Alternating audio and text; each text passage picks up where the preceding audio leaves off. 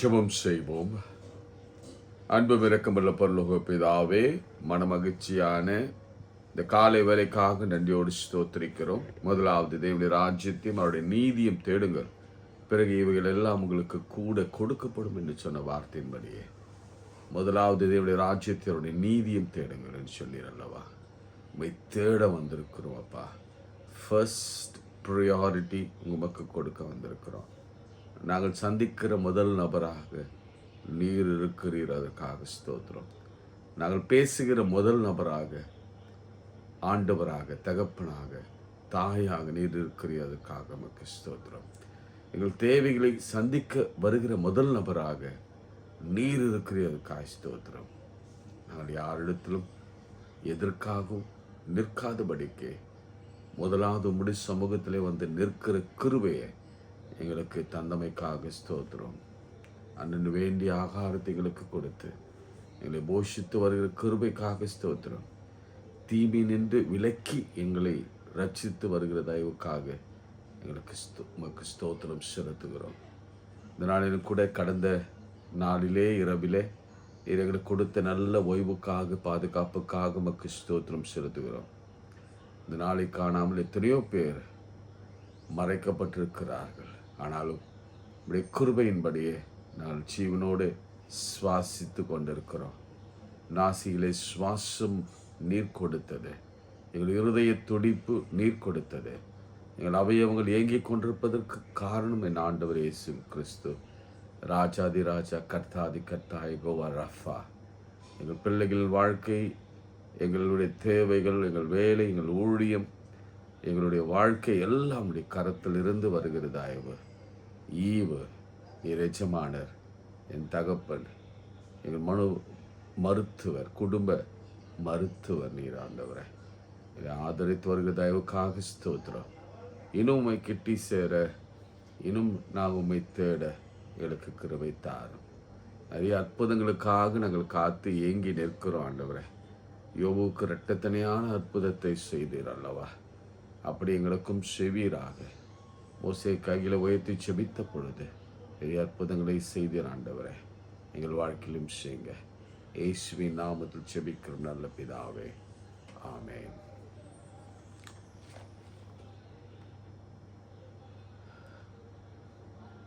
கர்த்தரை நம்பியே ஜீவிப்போம், கவலை கஷ்டங்கள் தீர்ந்திடும், கைவிடா காத்திடும் பரமனின் என்ற பாடலில் சில சரணங்களை நாம் பாடுவோம். கர்த்தரை நம்பியே ஜீவிப்போம், கவலை கஷ்டங்கள் தீர்ந்திடும், கைவிடா காத்திடும் பரமனின் கரங்களை நாம் பற்றி கொள்வோம், கைவிடா காத்திடும் பரமனின் கரங்களை நாம் பற்றி கொள்வோம். உண்மை வழி நடந்திடும் உத்தமனுக்கென்றும் கர்த்தர் துணை, உண்மை வழி நடந்திடும் உத்தமனுக்கென்றும் கர்த்தர் துணை, கண்கள் அவர் மீது வைத்திடுவார், கருத்தாய் காத்திடுவார். கண்கள் அவர் மீது வைத்திடுவார், கருத்தாய் காத்திடுவார். கர்த்தரை நம்பியே ஜீவிப்போம், கவலை கஷ்டங்கள் தீர்ந்திடும், கைவிடா காத்திடும் பரமனின் கரங்களை நாம் பற்றி கொள்வோம், கைவிடா காத்திடும் பரமனின் கரங்களை நாம் பற்றி கொள்வோம். ஜீவ வழி பின் செல்லுவோம், ஜீவ ஒளிதனை கண்டடைவோம், ஜீவ வழி பின் செல்லுவோம், ஜீவ ஒளிதனை கண்டடைவோம். மனதில் காரிருள் நீங்கிடவே மாசமதானம் தங்கும். மனதின் காரிருள் நீங்கிடவே மாசமதானம் தங்கும். கர்த்தரை நம்பியே ஜீவிப்போம், கவலை கஷ்டங்கள் தீர்ந்திடும். கைவிடா காத்திடும் பரமனின் கரங்களை நாம் பற்றி கொள்வோம். கைவிடா காத்திடும் பரமனின் கரங்களை நாம் பற்றி கொள்வோம். கரங்களை உயர்த்தி நம் கரங்களை பற்றி கொள்கிற கர்த்தரிடத்தில் உயர்த்தி காண்பிப்பா. எவ்வளவு ஆபத்துகள், எவ்வளவு விபத்துகள், எவ்வளவு பிரச்சனைகள் மத்தியில் இருந்தாலும், எவ்வளவு போராட்டங்கள் மத்தியில் இருந்தாலும், எவ்வளவு தேவைகள் மத்தியில் இருந்தாலும், எவ்வளவு கண்ணிகள் மத்தியில் இருந்தாலும், எவ்வளவு பாதாளத்தின் எல்லா ஆவிகள் போராட்டங்கள் நமக்கு இருந்தாலும், வான மண்டலத்தின் பொல்லாத ஆவிகளின் போராட்டங்கள் நமக்கு இருந்தாலும், நம் கரம் பிடித்து தூக்கி நிறுத்துகிற கர்த்தர் யெகோவா, யெகோவா ஷம்மா, யெகோவா ரஃபா, யெகோவா ஈரே, யெகோவா தேவன் நமக்கு இருக்கிறார். அவர் நாமம் இயேசு கிறிஸ்து. அவர் சகலத்தையும் செய்ய வல்லவர். அவர் செய்ய நினைத்தது ஒருபோதும் தடைப்படாது. ஆண்டவரே, ஆவியானவரே, எங்களுக்கு உதவி செய்யுங்க. ஆண்டவரே, எங்கள் பலவீனத்திலே உதவி செய்யுங்க, எங்கள் சுகவீனத்தில் உதவி செய்யுங்க. இந்த காலை வேளையில் கரம் உயர்த்தி, இந்த போராட்டம் என்னை விட்டு நீங்கவில்லையே, இந்த ஜெபம் எனக்கு என் மடியிலே திரும்ப வந்து விழுகிறது, ஏன் இப்படி நடக்கிறதுன்னு கேள்வியோடு கூட, ஓ அதே நிலையில் இருக்கிறேனே என்ற வேதனையோடு கூட கரங்களை உயர்த்த முடியாமல், நம்பிக்கை இல்லாமல் வேதனையோடு கரம் உயர்த்தி ஜெபிக்க நினைக்கிற ஒவ்வொரு பிள்ளைகளுக்கும் இன்றைக்கு ஒரு பெரிய அற்புதம் செய்வீராக. நீ செய்ய நினைத்தது எல்லா நன்மைக்கே, எல்லாவற்றையும் நன்றாய் செய்கிறவர் நீர். நீ செய்ய நினைத்தது ஒருபோதும் தடைப்படாது என்று நான் அறிந்திருக்கிறோம். கர்த்தாவே, இந்த வேளையிலும் எங்களுக்கு அப்படி ஒரு அற்புதங்களை செய்து எங்களை மகிழ பண்ணுவீராக. இயேசுவின் நாமத்தில் ஜெபிக்கிறோம் நல்ல பிதாவே. ஆமேன், ஆமேன், ஆமேன்.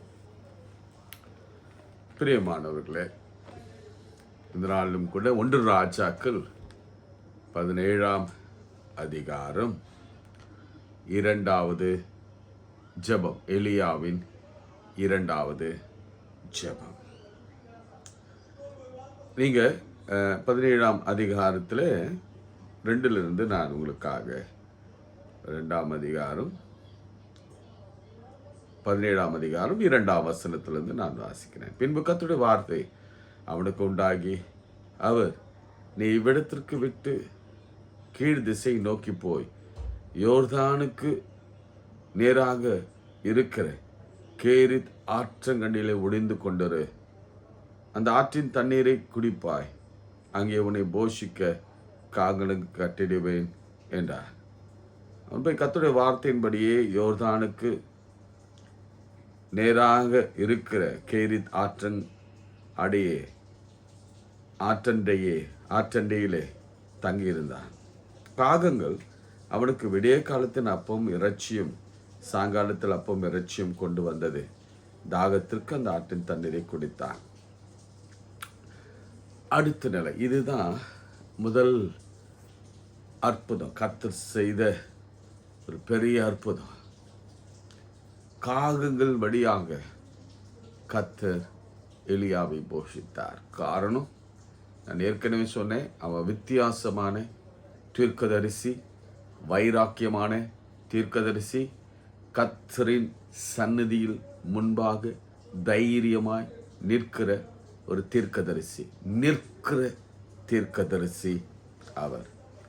எனவேதான் கர்த்தர் ஆச்சரியமாய் அவரை போஷித்தார். பிரியமானவர்களே, இந்த நாளிலும் கூட நமக்கு எப்படி உதவி வரும்னே தெரியாது, ஆனால் நிச்சயம் உதவி வரும். எப்படி வரும் என்று நம் கனவுல கூட நினைத்திராத அளவுக்கு கர்த்தர் நமக்காக காரியங்களை அவர் வாய்க்க பண்ணுவார். சரி, அடுத்து தேசத்து மழை பெய்யாதிருந்தபடினாலே சில நாட்களுக்கு பின்பு அந்த ஆறு வற்றி போயிற்று. அப்பொழுது கர்த்தருடைய வார்த்தை அவனுக்கு உண்டாயிற்று. அவர், நீ எழுந்து சீதோனுக்கு அடுத்த சாரிபாத்துக்கு ஊருக்கு போய் அங்கே தங்கியிரு, உன்னை பராமரிக்கும்படி அங்கே ஒரு விதவிக்கு கட்டளையிட்டேன் என்றார். ஆச்சரியம் பாருங்க, இங்க ஒரு ஆச்சரியம். தண்ணீர் வற்றின உடனே ஆண்டவர் ஒரு நாள் கூட அவனுடைய ஜீவனுக்காக அவனை கவலைப்பட விடாமல் வாழ்க்கையை தொடர்ந்து நடத்தும்படியாய் கர்த்தர் காரியங்களை எவ்வளவு அழகா செம்மையாய் அவர் செய்து கொண்டிருக்கிறார் பாருங்க. நீ எழுந்து, அவர் சொல்றாரு, நீ எழுந்து சீதோனுக்கு அடுத்த சாரிபாத் ஊருக்கு போய். சரி, இப்போ முக்கியமான ஒரு விஷயத்தை நாம தெரிந்து கொள்ள போகிறோம். ஒரு இம்பார்ட்டன்ட் மெசேஜ். ஏன் ஆண்டவர், முதலாவது கேள்வி, ஏன் ஆண்டவர் ஒரு விதவைய காண்பித்து உன்னை பராமரிக்கும்படி எலியாவிடத்திலே சொன்னார்? சரி, இது ஃபர்ஸ்ட் கேள்வி நமக்குள்ள வரணும். ஏன் ஆண்டவர் விதவையை தேர்ந்தெடுத்தார்? சரிங்களா? ரெண்டாவது, ஏன் ஆண்டவர் சீதோனுக்கு போக சொன்னார்? இதையும் நம்ம தெரிந்து கொள்ள வேண்டும். அவருடைய வாழ்க்கை, அவருடைய பிளான்ல, திட்டத்தில் ஒரு விதவை வராங்க, சீதோன் வருது. காரணம் என்ன என்பதை கர்த்தர் இப்பொழுது நமக்கு காண்பித்து கொடுக்க போகிறார். விதவைகள் அந்த காலத்தில் அவங்க பாவம் ஊருக்கு வெளியே தான் அல்லது தனியே தான் அவர்கள் விடப்பட்டார்கள். இது கிழக்கு ஆசியா தேசத்தில் இன்னும் நடைமுறையில் இருக்கிறது. ஏன் நம்ம ஊர்களில் கூட விதவைகளுக்கு மதிப்பு இல்லாத ஒரு சூழ்நிலையில் நாம் வாழ்ந்த ஒரு காலம் உண்டு. அப்படிப்பட்ட சூழலில் யாரும் கண்டு கொள்ளாத ஒரு செக்டர் அப்படின்னு பார்த்தா கைம்பெண்கள், கணவனை இழந்தவர்கள், நிர்கதையாய் நிற்கிறவர்கள், வாழ்க்கை தொலைத்தவர்கள், வேதனையில் இருப்பவர்கள், பிரிவில் இருப்பவர்கள். இதை தான் கர்த்தருடைய திட்டத்தில் அவர்கள் முதன்மையான இடத்தை பெறுகிறார். 2 பெண்களை குறித்து நான் சொல்ல போகிறேன். இதில் முதல்ல விதவை குறித்து நான் சொல்ல போகிறேன். அவங்க நிலைமை என்னன்னா, இப்போ அவங்க போகிறாங்க, போயிட்டு அவங்க அந்த வசனம் பாருங்க, நீங்கள் வாசித்தீங்கன்னா உங்களுக்கு தெரியும். கட்டளையிடுவேன் என்றார். அப்படி அவள் எழுந்து போனால் அந்த பட்ட ஒளிமுக வாசல் வந்து அங்கு ஒரு விதவை விறகு பொறுக்கி கொண்டிருந்தால் அவளை பார்த்து கூப்பிட்டு, நான் குடிக்கிறது கொஞ்சம் தண்ணீர் பாத்திரத்தில் எனக்கு கொண்டு வா என்றார். கொண்டு வர போகிற பொழுது அவளை நோக்கி கூப்பிட்டு, கொஞ்சம் அப்பவும் என் கையிலே கொண்டு வா என்றார். அதற்கு அவள், பானையில் ஒரு பிடி மாவும் கலயத்தில் கொஞ்சம் எண்ணெயும் அல்லாமல் என்னிடத்தில் ஒரு அடையும் இல்லை என்று உம்முடைய தேவனாகிய கர்த்தருடைய ஜீவனை கொண்டு சொல்கிறேன், இதோ நானும் என் குமாரனும் சாப்பிட்டு செத்து போக அதை எனக்கும் அவனுக்கும் ஆயத்தப்படுத்துகிறதற்கு 2 விறகுகளை பொறுக்குகிறேன். பைபிளில் ஒவ்வொரு வார்த்தைக்கும் அவ்வளோ அர்த்தம். இவங்க விறகு பொறுக்க போகிறாங்க. போகும்பொழுது எல்லா பெண்களோடு கூட தான் இவங்க போயிருப்பாங்க. எல்லாரும் தலையில் செமையாக கட்டி கொண்டு வீட்டுக்கு போயிருப்பாங்க. இந்த அம்மா மட்டும் 2 விறகுகள் தான் கையில் எடுத்திருந்தாங்க. அப்போ கூட இருந்த பெண்கள் கேட்டிருப்பாங்க, ஏம்மா வந்ததே வந்த, கொஞ்சம் நிறைய தான் கொண்டு போனா என்ன, எத்தனை முறை இந்த மாதிரி வனாந்தரத்துக்கும் காடுகளுக்கும் வந்து வந்து திரும்பி போய் கொண்டு இருக்க போகிறேன், கொஞ்சம் அதிகமாக எடுத்துக்கொண்டு போனா உனக்கு அடுத்த வேலைக்கு உதவாதா என்று கேள்வி எழுப்பியிருப்பாங்க. ஆனால் இவன் மனதில் எதையும் சொல்லாமல் ஒரு வார்த்தை எலியா தீர்க்கதரிசின்னு சொன்னதை வைத்து நான் உங்களுக்கு சொல்கிறேன், என்கிட்ட இவ்வளோ கொஞ்சமாவது தான் இருக்கு, கொஞ்சம் என்ன தான் இருக்கு, அதை சாப்பிட்டா அதன் பிறகு நாங்கள் பட்டினி தான். இனிமேல் எங்கள் வீட்டில் அடுப்பு எரிக்க போவதில்லை, ஒலை கொதிக்க போவதில்லை, இனி விறகுக்கு பயன் இல்லை. 2 விறகு இருந்தால் போதும், அதை நான் எரிய வைத்து அதில் அப்போ சுட்டு என் பிள்ளைக்கு கொடுத்து நானும் தின்று நாங்கள் ஜீவனை விட போகிறோம், அல்லது இந்த கொடிய பஞ்சத்தில் நாங்கள் மறிக்க போகிறோம். பிரியமானவர்களே, இன்றைக்கு அநேகருடைய நிலைமை இதுதான். எங்ககிட்ட ஒன்றுமே இல்லை, என்கிட்ட ஒன்றுமே இல்லை, நாளை தினத்துக்கு எங்களிடத்துல ஒன்றுமில்லை, இன்றைக்கு தான் எங்களுக்கு ஏதோ 2 இருக்கிறது, அல்லது 2 விறகுக்கு தான் வேலை இருக்கு, அதுக்கு மேலே என்னிடத்துல ஒன்றும் இல்லை, என்னுடைய இன்வெஸ்ட்மெண்ட் அவ்வளவுதான், எங்களுடைய பொருளாதாரம் அவ்வளவுதான், எங்கள் வறுமை எங்களை கொள்கிறது, கடன் எங்களை கொள்கிறது, வேதனைக்குள்ளே நாங்கள் போய்கொண்டிருக்கிறோம், அடுத்த வேளை நாங்கள் மறிக்க போகிறோம். சிலர் இது ஆவியானவர் சொல்றதுனால உங்களுக்கு சொல்கிறேன், ஏன் நான் தற்கொலை பண்ணிக்கக்கூடாது, இந்த கடனை அடைக்க முடியாமல் அங்கங்கே நான் ஏச்சும் பேச்சும் வாங்கிறதுக்கு பதிலாக ஏன் தற்கொலை பண்ணிக்கூடாது என்று நினைக்கிறேன். உங்களோடு கூட கர்த்தர் பேசுகிறார், ஆவியானவர் தெளிவாக யாரோடு கூட பேசுகிறார். தற்கொலை ஒரு முடிவல்ல.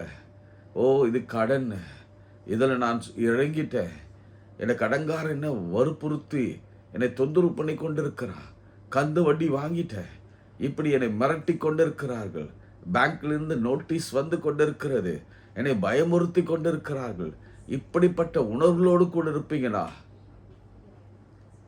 ஏற்கனவே உங்களை பற்றி விறகு பொறுக்குவதற்கு முன்பாகவே கர்த்தர் எலியாவிடத்தில் சொல்லுகிறார், நீ போ, நான் உனக்காக ஒரு விதவையை உன்னை பராமரிக்கும்படி போஷிக்கும்படி ஆயத்தம் பண்ணி வைத்திருக்கிறேன். ஆமென்.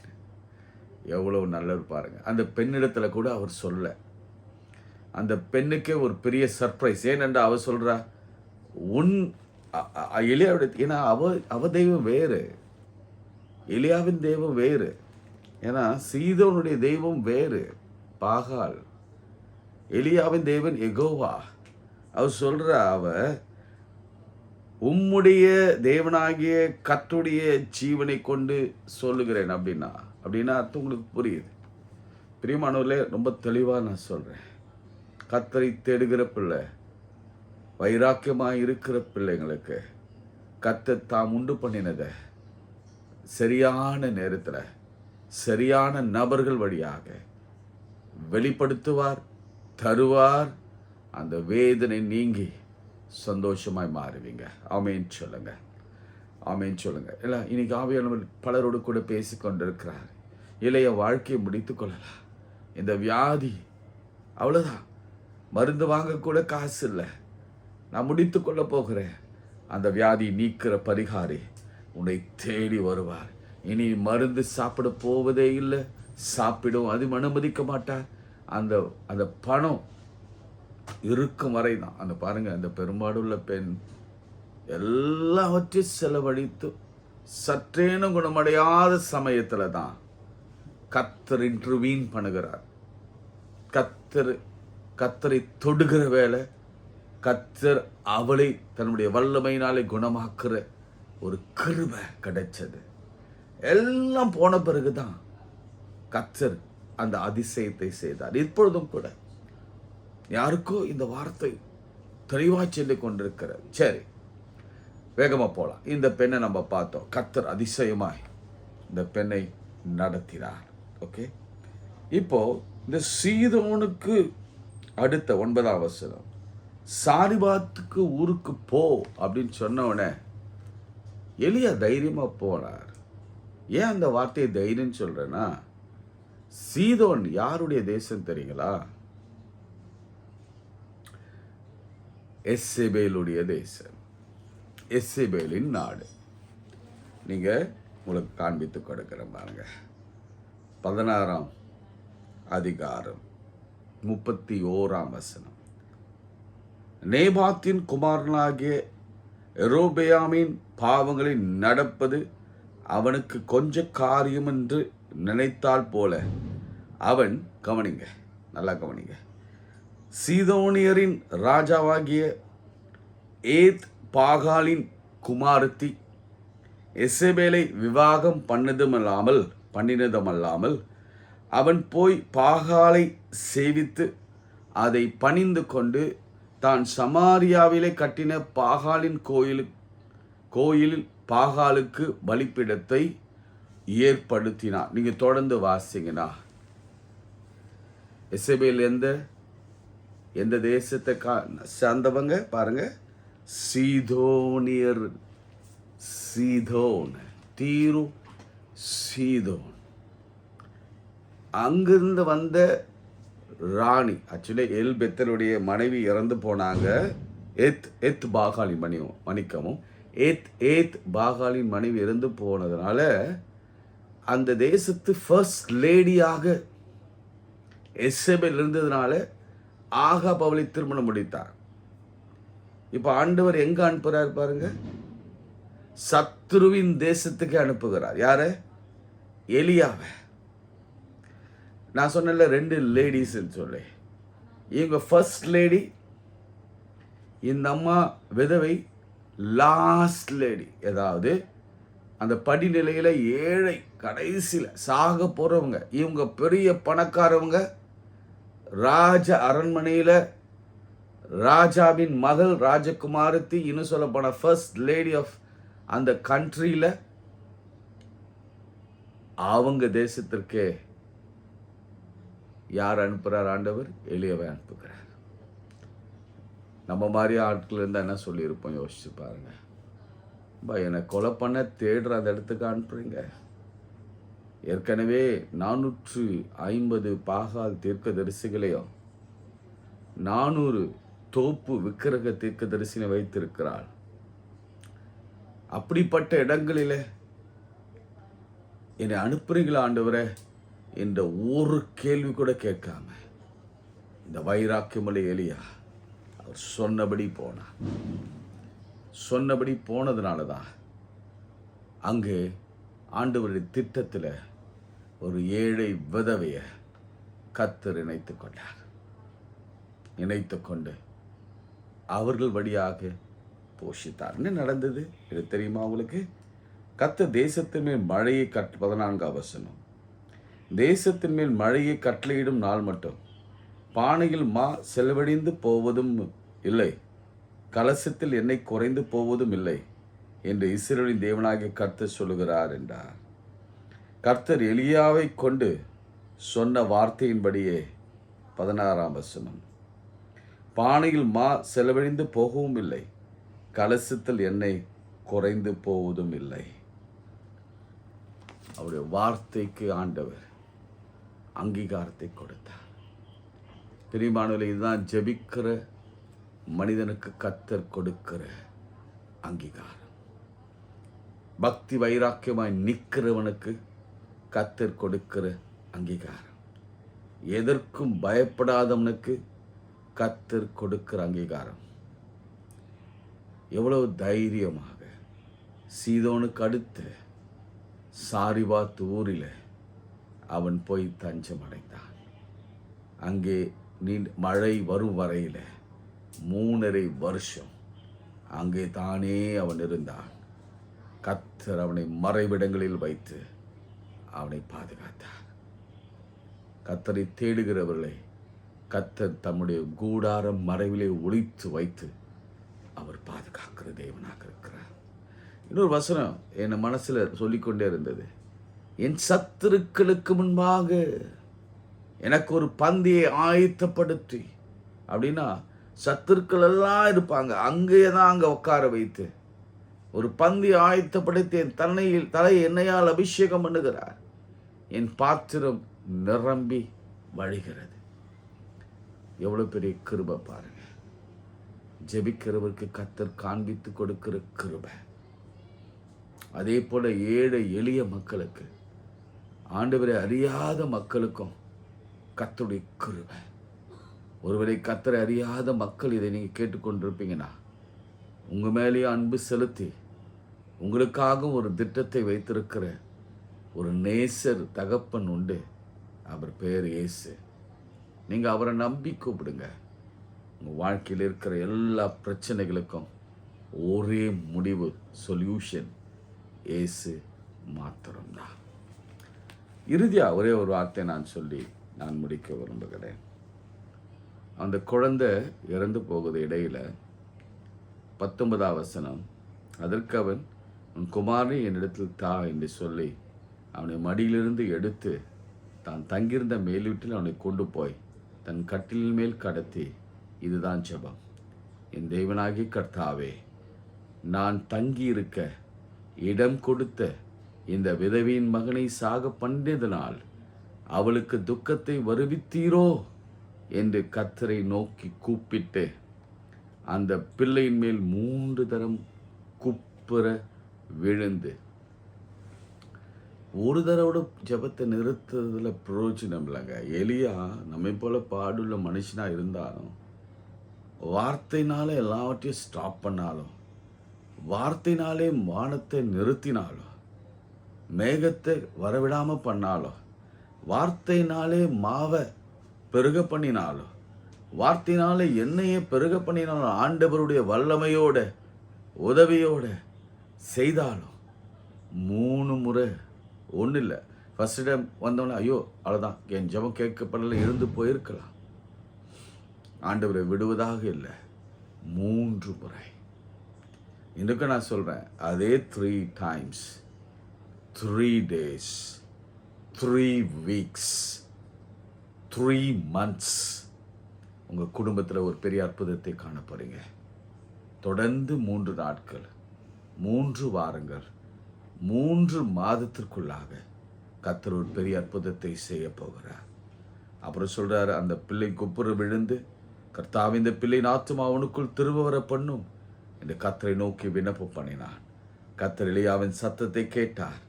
பிள்ளையினுடைய ஆத்துமா அவனுக்குள் திரும்ப வந்தது. அவன் பிழைத்தான். ஹல்லேலூயா, அவன் பிழைத்தான். அதுக்கப்புறம் அவன் இறங்கி வந்து அவன் தாயிடத்துல கொடுத்து, பார், உன் பிள்ளை உயிரோடு இருக்கிறான் என்று சொன்னான். அப்போது அந்த ஸ்திரீ எலியாவை நோக்கி, தேவனுடைய மனுஷன் என்றும் உம்முடைய வாயிலிருந்து பிறக்கும் கர்த்தருடைய வார்த்தை உண்மை என்றும் இதனால் இப்போது அறிந்திருக்கிறேன் என்றார். ஆமென் சொல்லுங்க. அவர் வாயிலிருந்து புறப்படுகிற ஒவ்வொரு வார்த்தை உண்மை என்று நான் அறிந்திருக்கிறேன் என்று நீங்கள் சொல்லுகிற நாட்கள் 3 நாளுக்குள்ள, 3 வாரங்களுக்குள்ள, 3 மாதத்துக்குள்ளே நிச்சயம் வரும். ஜெபம் செய்வோம். அன்புள்ள ஆண்டவரே, நன்றியுள்ள இருதயத்தோடு ஸ்தோத்தரிக்கிறோம். ஆண்டவரே, நாங்கள் செய்திகளை கேட்டோம், நீ செய்த அற்புதங்களை ஒவ்வொன்றாக பார்த்தோம். உடைய வேதத்தை ஆராயும் பொழுது ஏற்படுகிற உணர்வு, அது எங்களுக்குள்ளே அடக்கி வைத்துக் கொள்ள முடியவில்லை. ஒரு ஏழை விதவை, ஒரு பெரிய தீய பணக்காரி, இப்படிப்பட்ட சூழ்நிலையில் அந்த தீர்க்கதரிசி நடுவில் என் தேவன் வைத்து 2 பேருக்கும் பாடத்தை புகுற்றி, ஒரு பக்கம் அற்புதங்கள், இன்னொரு பக்கம் அதே அற்புதங்கள் நடத்தி நீர் காண்பித்த தயவுக்காய் ஸ்தோத்திரம். நாங்கள் இமேஜின் பண்ணி பார்க்குறோம், உங்களுடைய செயல்களெல்லாம் அதிசயம், அற்புதம் ஆண்டவரே, ஆச்சரியம். இன்றைக்கும் மனநொந்து போய், அவ்வளோதான், இன்னைக்கு என் வாழ்க்கை போச்சு, இனி நான் வாழப்போவதில்லை, ஆக்சிடெண்ட்டோ அல்லது வறுமையோ வேதனையோ ஹார்ட் இஷ்யூஸோ லங் இஷ்யூஸோ அல்லது கிட்னி இஷ்யூஸோ, அல்லது ஸ்பைனில் பிரச்சனைகளோ, அல்லது மூளை சம்பந்தமான பிரச்சனைகளோ, அல்லது தோல்வியோ, அல்லது விரக்தியோ, இனி நான் வாழ தகுதி இல்லை என்று சொல்லி நாங்கள் சாக போகிறோம், அவ்வளோதான் எங்கள் வாழ்க்கை, இட் கேம் எண்ட் என்று சொல்லி, நான் முடிவுக்கு வந்துவிட்டோம் என்று சொல்லி யாரெல்லாம் இந்த ஜெபத்தை கேட்டுக்கொண்டிருக்கிறாங்களோ, உங்களை குறித்து எப்போதோ ஒரு திட்டம் போடப்பட்டிருக்கிறது. உங்களை தேடி கர்த்தர் வருவார். உங்களை தேடி அவருடைய பிள்ளைகள் வருவாங்க. உங்களை தேடி உதவி வரும். உதவி வரும் கண்மலை நோக்கி நாம் பார்க்கவே பொழுது கர்த்தர் உதவி செய்து, அந்த பெண், அந்த மகன், அவனுடைய ஜீவன் எல்லாவற்றையும் திரும்ப அந்த பஞ்ச நாட்களில் கர்த்தர் காத்தாரே. எலியாவை காத்தாரே. கர்த்தாவே எசேபேலுக்கு ஒரு பாடத்தை புகற்றினாரே. அப்படியே கர்த்தர் எங்களுக்காக செய்வீராக. எங்களுக்காக யுத்தம் பண்ணுவீராக. எங்கள் தேவைகளை சந்திப்பீராக. ஆண்டவரே, இந்த நாளிலும் கூட அற்புதம் வேண்டி, குழந்தை வேண்டி, திருமணம் வேண்டி, மும்முறையோ அல்லது அதற்கு மேலோ உங்களுடைய பிள்ளைகள் முகங்குப்புற விழுந்து விழுந்து அழுது ஜெபித்து கொண்டிருந்தாலும் கர்த்தர் இன்றைக்கு ஒரு பதில் எலியாவின் ஜெபத்தின் வழியாக நீர் கொடுப்பீராக. எலியா கருத்தா ஜோமனினா அடைக்கப்பட்டது. கருத்தா ஜோமனினா பெருகினது, மாவு பெருகினது, எண்ணெய் பெருகினது. கருத்தாய் ஜோமனினா ஜீவன் வந்தது. பிள்ளையின் ஜீவன் திரும்ப வந்தது. நாங்களும் அதே விசுவாசம் உள்ளவர்களாக எங்களை மாற்றி தாரும் ஆண்டவரே. நாங்கள் இன்னும் அவர் நம்பிக்கையில் இருக்கிறோம். காரியங்கள் நாங்கள் நினைப்பது போல நடக்கலை. காரியங்கள் மாறுதலாய் போய்கொண்டு இருக்கிறது. ஆனாலும் எலியாவை எங்கள் வாழ்க்கையில காண்பித்து, எலியாவை நான் நடத்தினது போல, அந்த ஏழை விதவை நடத்தினது போல உங்களை நடத்துவேன். ஏழை விதவையின் மகனை நடத்தினது போல உங்களை அற்புதம் காண பண்ணுவேன் என்று சொல்கிறாடு. வார்த்தைக்காக ஸ்தோத்திரம். அநேக சாட்சிகள் எழும்பட்டும், அநேகர் எழுதட்டும். கர்த்தர் அப்படி பெரிய காரியங்களை செய்வீராக. எல்லா துதி கனமகிமையும் உமக்கு சொல்லுகிறோம். இயேசுவின் நாமத்தில் ஜெபிக்கிறோம் நல்ல பிதாவே, ஆமென். நமது ஆண்டவராகிய இயேசு கிறிஸ்துவின் கிருபை, பிதாவாகிய தேவனுடைய அன்பு, பரிசுத்த ஆவியின் ஐக்கியம் நம் அனைவரோடும் மீண்டும் மீண்டும் சதா காலம் நிலைத்திருப்பதாக. ஆமென், ஆமென். God bless you.